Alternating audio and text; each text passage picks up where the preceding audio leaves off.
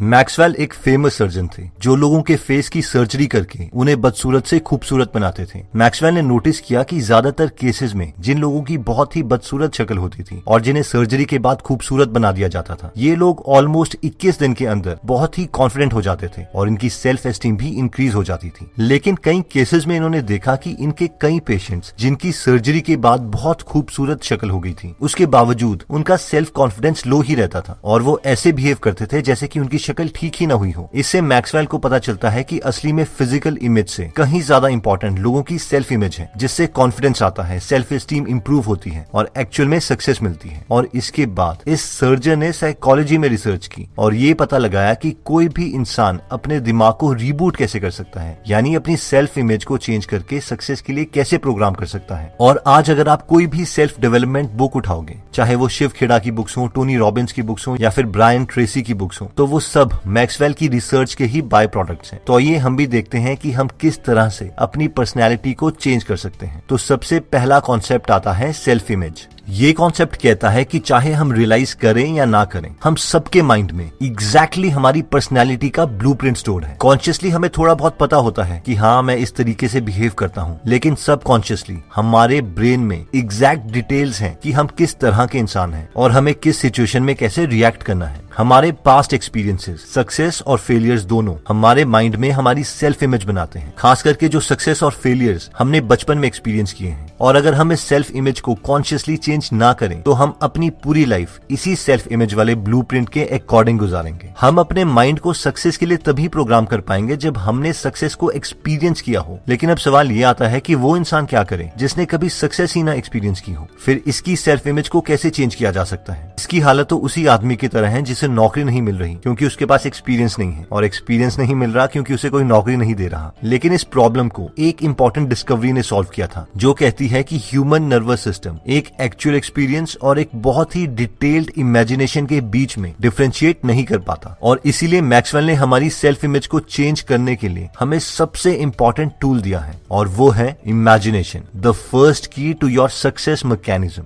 Imagination के powerful principle को prove करने के लिए एक एक्सपेरिमेंट किया गया। उस एक्सपेरिमेंट में बास्केटबॉल प्लेयर्स को 3 ग्रुप्स में डिवाइड किया गया और इन सब की परफॉर्मेंस को एक्सपेरिमेंट के पहले और 20वें दिन टेस्ट किया जाना था। पहले ग्रुप ने 20 दिन तक हर रोज बॉल को थ्रो करने की प्रैक्टिस की। दूसरे ग्रुप ने 20 दिन तक कोई प्रैक्टिस नहीं करी। तीसरे ग्रुप ने एक्चुअल में कोई प्रैक्टिस नहीं की थी, सिर्फ हर रोज 20 मिनट के लिए इमेजिन किया कि वो बास्केटबॉल थ्रो कर रहे हैं, और जब वो अपनी इमेजिनेशन में बॉल को मिस कर देते थे तो वो फिर से बॉल को फेंकने के बारे में इमेजिन करते और अपने एम को ठीक करते। जब इन तीनों ग्रुप की परफॉर्मेंस को 20वें दिन मेजर किया गया तो फर्स्ट ग्रुप में पहले दिन के मुकाबले 24% इंप्रूवमेंट थी, सेकंड ग्रुप की फर्स्ट डे के मुकाबले कोई इंप्रूवमेंट नहीं थी, और थर्ड ग्रुप की फर्स्ट डे के मुकाबले 23% इंप्रूवमेंट थी। यानी डिटेल्ड इमेजिनेशन रियल एक्सपीरियंस के इक्वल है। अगर इस रिजल्ट्स के बारे में हम ध्यान से सोचें तो ये आउटस्टैंडिंग रिजल्ट है। ऑथर कहते हैं कि इस मेंटल पिक्चर की मदद से बहुत से सेल्समैन ने अपनी सेल्स को 400% तक इंक्रीज किया है, जिनमें वो सेल्समैन ये इमेजिन करते थे कि अगर कोई उनसे रियल लाइफ में ऐसे क्वेश्चंस पूछेगा तो वो क्या जवाब देंगे। उसी तरीके से गोल्फ प्लेयर्स, पियानिस्ट, स्टूडेंट्स और जॉब सीकर्स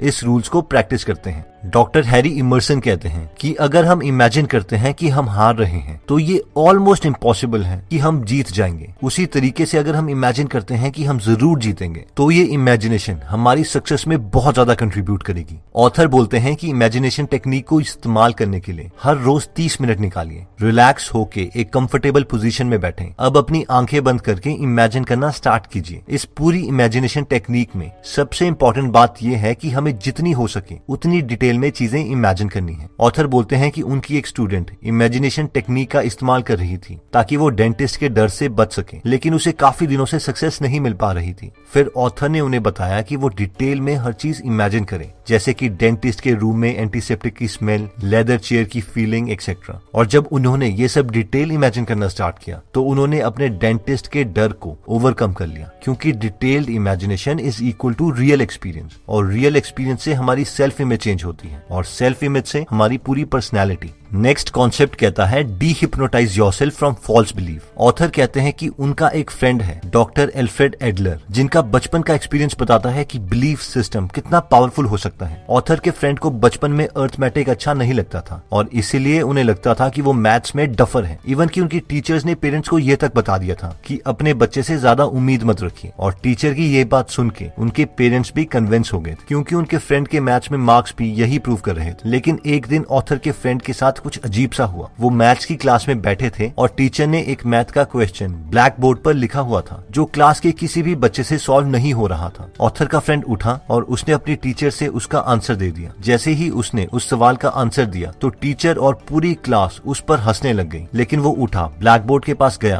और पूरा क्वेश्चन सॉल्व करके बताया कि उसका आंसर वही है जो उसने कहा था। इस पर सब हैरान हो गए, टीचर भी, उसके क्लासमेट्स भी, इवन कि खुद ऑथर के फ्रेंड भी। और इस इंसिडेंट के बाद ऑथर के फ्रेंड का फेवरेट सब्जेक्ट ही मैथ्स बन गया और पूरी क्लास में ज्यादातर उन्हीं के अच्छे मार्क्स आने लग गए। इस इंसिडेंट को सुनकर ऑथर बोलते हैं कि हमारे बिलीफ सिस्टम को आसानी से चेंज किया जा सकता है, लेकिन हमें इसका प्रॉपर मेथड पता होना चाहिए। तो अब सवाल आता है कि राइट मेथड है क्या? फ्रेंच फार्मासिस्ट इमाइल कू 1920 में ये प्रूव कर चुकी हैं कि अगर हम बहुत ज्यादा एफर्ट या विल पावर का इस्तेमाल करेंगे अपने बिलीफ सिस्टम को चेंज करने के लिए तो वो बैकफायर करेगा, यानी हमारा पुराना वाला बिलीफ सिस्टम ही स्ट्रांग हो जाएगा। ऑथर बोलते हैं कि हम एक कंफर्टेबल चेयर में बैठकर रिलैक्स कर सकते हैं ताकि हमारी मसल्स से ये सारी टेंशन रिलीज हो सके। जब हम रिलैक्स होने लग जाएं और ऐसा लगे कि हमें नींद भी आ सकती है तो हम आराम से बिना किसी स्ट्रेस के अपने गोल्स की मेंटल इमेज को अपने माइंड की आई में देख सकते हैं। नेक्स्ट टॉपिक कहता है कि अपने कॉन्फिडेंस को इंप्रूव करने के लिए अपनी इंग्लिश भी इंप्रूव करें। मुझे बीटेक के बाद इलाहाबाद एसएसबी से एक इंटरव्यू कॉल आई थी। आप में से जो लोग नहीं जानते तो सर्विस सिलेक्शन बोर्ड यानी एसएसबी एक 5 डे इंटरव्यू प्रोसेस है जिससे वो 15 OLQs यानी ऑफिसर लाइक क्वालिटीज चेक करते हैं ताकि वो डिफेंस सर्विसेज जैसे कि इंडियन आर्मी, नेवी और एयरफोर्स के लिए ऑफिसर्स चूज कर सकें। तो एसएसबी बोर्ड में जाने से पहले मैंने एक रिलेटिव जो कि एक रिटायर्ड कर्नल थे उनसे एसएसबी के पूरे प्रोसीजर के बारे में पूछा। तो उन्होंने मुझे पूरा ब्रीफ किया कि एसएसबी एक पर्सनैलिटी टेस्ट है और बेसिकली ये आपकी 15 क्वालिटीज को असेस करते हैं। पूरे प्रोसीजर के बाद हमारी बात किसी और टॉपिक में चल पड़ी। फिर उन्होंने मुझे बताया कि अगर आपके पास 2 स्किल्स हैं, इंग्लिश और जनरल नॉलेज, तो आप किसी भी ग्रुप में कॉन्फिडेंट फील करोगे और किसी को भी इम्प्रेस कर सकते हो।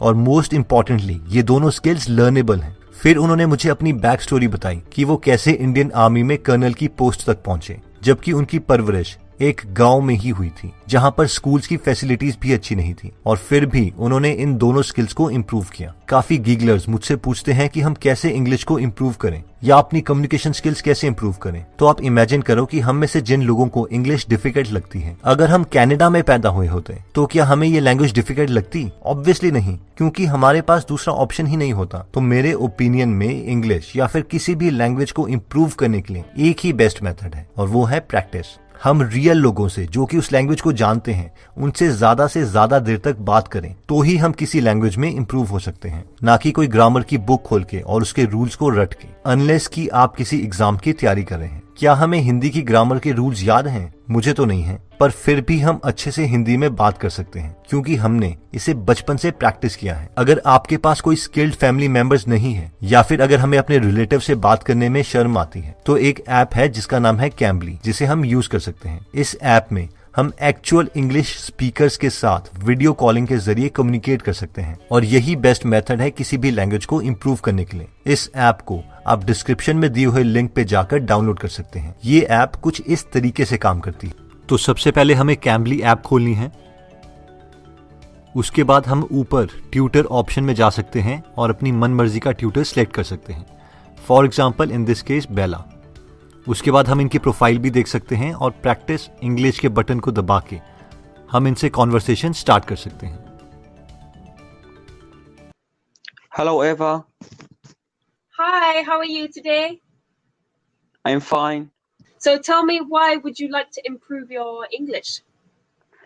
because I love English and I love English films. Yeah? Okay, do you have a favorite movie? Horror movies, yes.